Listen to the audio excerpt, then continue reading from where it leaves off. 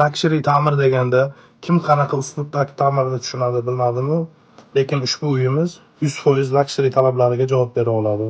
Chilonzor tumani 12-kvartalda joylashgan 3 xona 4 xonaga o'zgartirilgan uyimizni sizlar bilan birgalikda bugun ko'rib chiqamiz. Ushbu ko'rib turganlaringiz uyimiz zal qismi. Bu yerda esa oshxonamizni o'rnini bolalar xonasiga o'zgartirilgan. Bolalar xonasida ham devorlarida ajoyib dekorlar, kravatlar, dars stollari bilan. Uyimizning umumiy maydoni 65 kvadratdan iborat. Balkonimiz 1,5 ga 3 bo'lgan balkonimizni oshxonaga o'zgartirilgan. Kerakli barcha jihozlar bilan ta'minlangan ushbu uyimizni. Faqat kelasiz, yashashni boshlasangiz bo'ladi. Har bir kichik detallarigacha alohida ahamiyat bilan, did bilan tanlangan ushbu uyimiz. Ko'p ko'rganlaringdek 4 qavatli binoning 3-qavatida joylashgan. Bu yerda ota-onalar yotoqxonasi,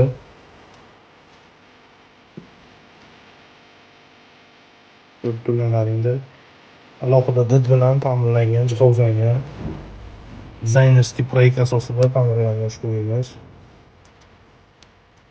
Ta'mirdan so'ng hali hech kim yashamagan.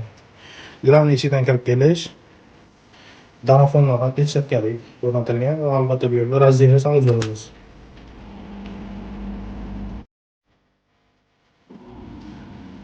Koridorda qo'l yuvish uchun rakovinamiz va albatta vannaxonamiz.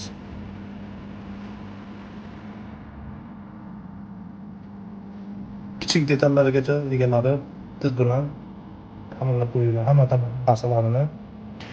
Ushbu avtorskiy proyekt, dizaynerskiy proyekt asosida tayyorlangan uyimizda orienteriyaga keladigan bo'lsak, Chilonzor tumani 12-kvartalda Farhod bozori ro'parasida Chilonzor metrogacha 2 avtomobillardagi ushbu uyimiz ko'rib turgan barcha mebel va jihozlaring bilan 96 ming AQSh dollar baholanmoqda.